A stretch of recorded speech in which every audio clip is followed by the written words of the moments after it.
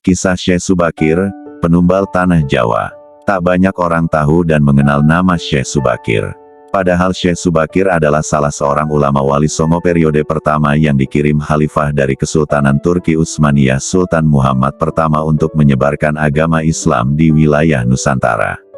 Syekh Subakir konon adalah seorang ulama besar yang telah menumbal tanah Jawa dari pengaruh negatif makhluk halus saat awal penyebaran ajaran Islam di Nusantara.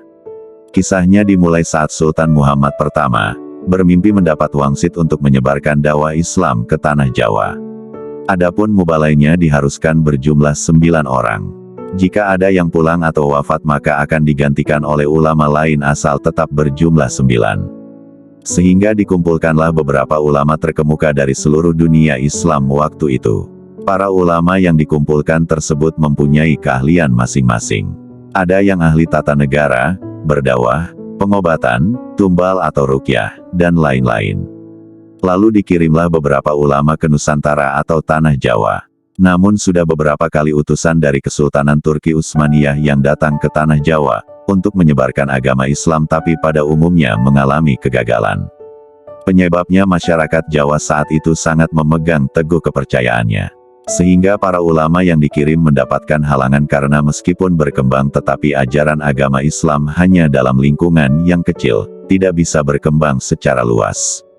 Selain itu konon, Pulau Jawa saat itu masih merupakan hutan belantara angker yang dipenuhi makhluk halus dan jin-jin jahat. Lalu diutuslah Syekh Subakir ulama asal Persia yang ahli dalam ruqyah, ekologi, meteorologi dan geofisika ke tanah Jawa.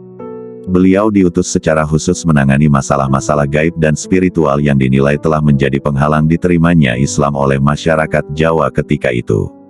Berdasarkan babat tanah Jawa, setelah sampai ke Nusantara, Syekh Subakir yang menguasai ilmu gaib dan dapat menerawang makhluk halus mengetahui penyebab utama kegagalan para ulama pendahulu dalam menyebarkan ajaran Islam karena dihalangi para jin dan dedemit penunggu tanah Jawa.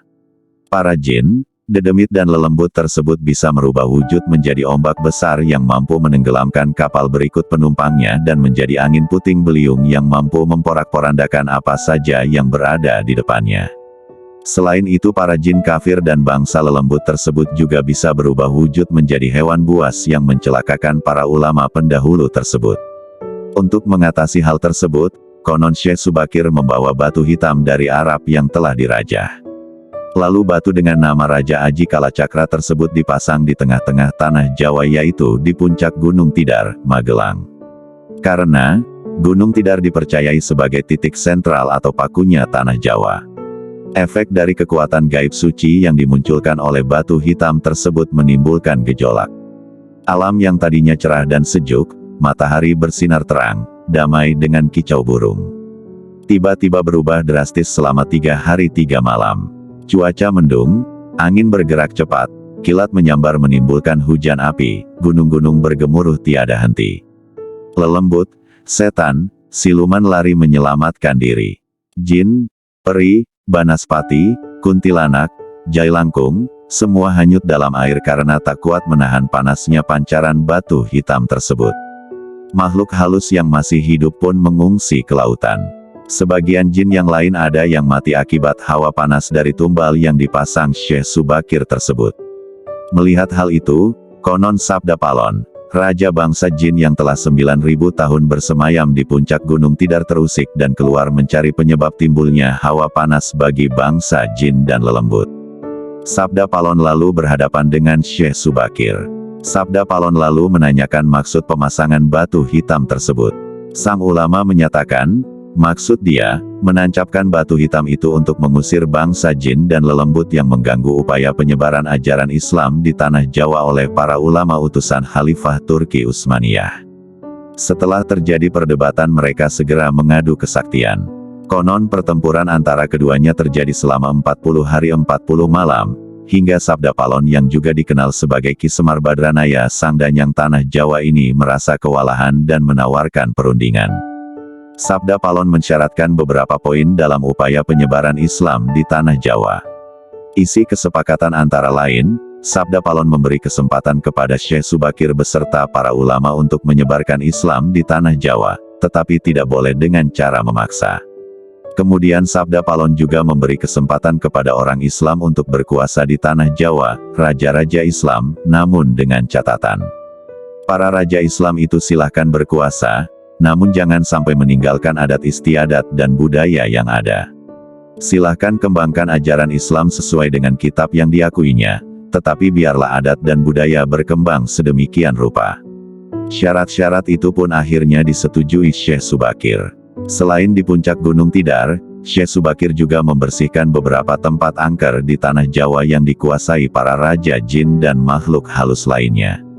Dalam versi lain diceritakan untuk membersihkan wilayah Gunung Tidar dari bangsa jin, Syekh Subakir membawa senjata pusaka berupa tombak Kiai Panjang. Lalu tombak pusaka tersebut ditancapkan tepat di puncak Tidar sebagai penolak bala. Dan benar, tombak sakti itu menciptakan hawa panas yang bukan main bagi para lelembut dan bangsa jin yang berdiam di Gunung Tidar. Mereka pun lari tunggang langgang meninggalkan Gunung Tidar. Sebagian pengikut Sabda Palon dari bangsa jin melarikan diri ke timur dan konon hingga sekarang menempati daerah Gunung Merapi yang masih dipercaya sebagian masyarakat sebagai wilayah yang angker.